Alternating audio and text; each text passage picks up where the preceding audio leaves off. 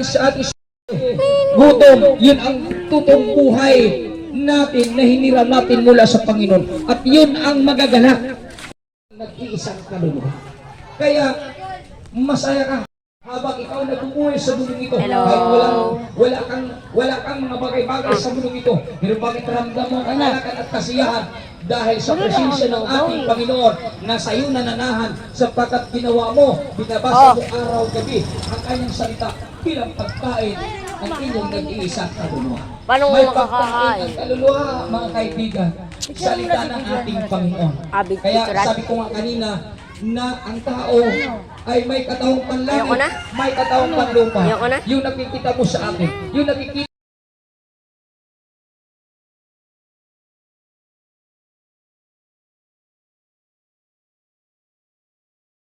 sa kabanalan, anong mangyayari sa mga tao na yun? Sa aklat ng Matthew 25 verse 41, anong sabi ng Panginoon sa mga tao ito? Lumayo ay sa ating mga sinumpa. Pero mo yung mga tao pala na makasalanan, sinumpa pala yan. Kaya kahit anong simba, wala talaga nakikitang kabanalan. Pa rin. Kahit araw-araw magsimba, nandun pa rin sa iba't ibang klaseng bisyo. Sinumpa nga eh. Kaya nakakalungkot na tao, mga kaibigan. Anong sabi ng Panginoon? Lumayo kayo sa aking sinumpa. Ang sabi niya, kayo pa sa apoy na hindi mamamatay. Ninanda para sa demonyo at sa lahat ng kanyang mga kampon. Kaibigan, kanino lang pa inanda ang impyerno doon sa demonyo. Doon bakit nasama ang tao? Dahil po ayaw sumunod sa kabanalan, ang patuloy sinusunod kasalanan.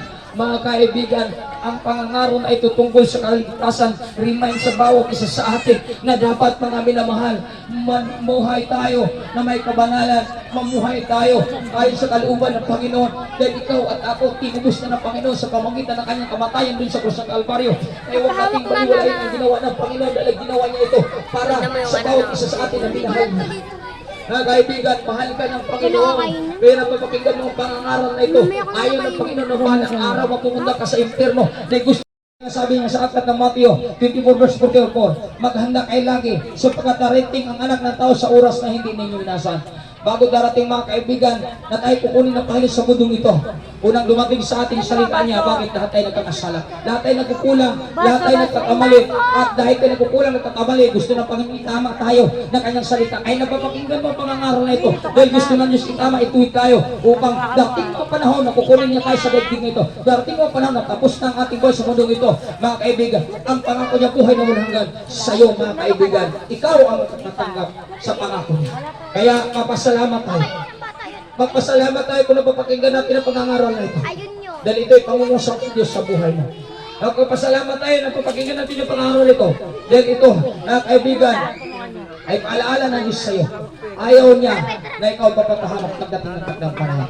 Kaya sa lahat po nakikinig sa pangangaral na ito, nawa po Diyos pagpala sa inyo. At kung wala pa tayong simbahan sa mga panahon ito, gusto natin pagbabago, gusto natin mapupurihan ng Panginoon dahil nahipo tayo sa pangangaral na ito. Dahil gusto natin langit ang ating pupuntahan balang araw, napakalapit lang simbahan natin. Dito lang po sa Bernabé K Street, sa Maytupas Street.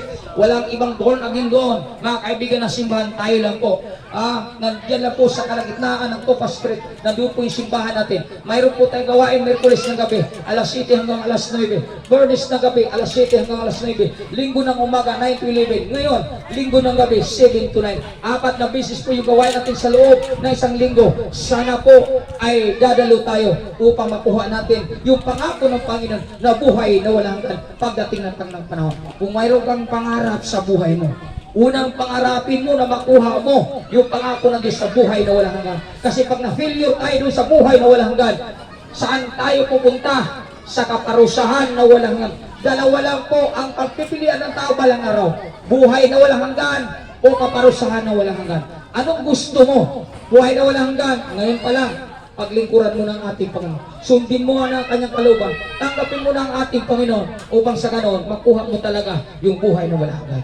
Kaya mga kaibigan, maraming salamat. At mayroon pa akong kasama na mga ngaral din po salita ng Diyos. Naway pakinggan natin. Sabi ko nga kanina, na kanyang salita ay pagkain natin sa espiritual na buhay. Upang hindi tayo madaya, malinlang, pakainin natin ang salita na pagpakinggan po natin ito. Maraming salamat to God be all the glory. Hallelujah. Hapon po sa bawat isa. Amen. Kaya kung napapakinggan mo ang pangangaral na ito at Lugaw, nakakabot lugaw. sa iyo ang tinig na ito, May ngayong libre hapon, dito. amen, napakapalad po natin at napakaswerte natin dahil napapakinggan po natin ang salita ng Diyos. Amen. Kung nasa saan tayo ngayon. Amen. Na mismo yung salita ng Diyos, kapatid kaibigan, yung lumalapit sa atin. Amen. Upang mapakinggan natin dahil ito ang gusto ng Diyos. Kapatid kaibigan, mahal na mahal po tayo ng ating Panginoon. Amen. Kaya mo napapakinggan ang salita ng Diyos ngayong hapon dahil gusto ng Diyos na kausapin ang iyong puso. Gusto ng Diyos na kausapin ang iyong buhay ngayong hapon. Amen. Dahil hindi naman aksidente na kami po ay nakapangaral ng salita ng Diyos dito sa lugar na ito. Amen. Ibig sabihin, idinestina ng Diyos na mapakinggan mo ang salita niya sa lugar na ito. Kaya nawa, bigyan natin ng magandang oportunidad, ng isang malaking oportunidad yung mga sarili natin. Amen. Upang mapakinggan ang salita ng Diyos. Amen. Dahil kung ang langit ay ginawa Sinilugaw ba? para sa iyo, para sa amin. Dahil kapatid, ang impyerno hindi para sa iyo. Ang impyerno ay hindi ginawa para sa tao. Ginya, no? Kaya nararapat lang, kapatid kaibigan, na mapakinggan mo yung pangangaral na ito. Dahil gusto ipaunawa sa iyo ng Diyos na mahalaga ang buhay mo sa Kanya at kailangan mong baligtas. Hindi dapat na okay ka na. Gusto nga habang buhay maghihirap, habang buhay pinaparusahan. Alam kong gusto mo rin. Amen. Ng kaugnayan sa Diyos. Kaya ito, kapag sa barbershop, hindi ka naman magugupitan ng barbero kung hindi ka pupunta ng barbershop. Ganun din sa Diyos. Hindi ka matutulungan ng Diyos sa problema mo kung hindi ka papasok ng simbahan. Hindi naman mismo ang Diyos papasok sa bahay mo para tulungan ka. Kapatid, ikaw ang mag-effort para pumasok sa Diyos. Para humingi ng tulong sa Diyos. Alam mo, yung sinasabihan na nasa tao ang gawa, nasa Diyos ang awa, nasa tao ang gawa. Amen, totoo po yun. Amen, paano tayo kakaawahan ng Diyos kung hindi tayo gumagawa? Paano tayo kakaawahan ng Diyos kapag araw ng linggo, nasa bahay ka? Paano tayo kakaawahan ng Diyos? Kapatid kaibigan, Iyo po na anak. kapag Iyo araw po ng na simba, ulitin ko pag ano. pangarap pa para sa pamilya mo. Kaibigan, Siyan mo. kung Siyan mo. humihingi tayo ng tao, Hanggang. Ay nakakunik pala yan. Ano nangyari yan? Ikaw magpasya, mapunta sa langit. Yun. Hallelujah ng pamumuhay.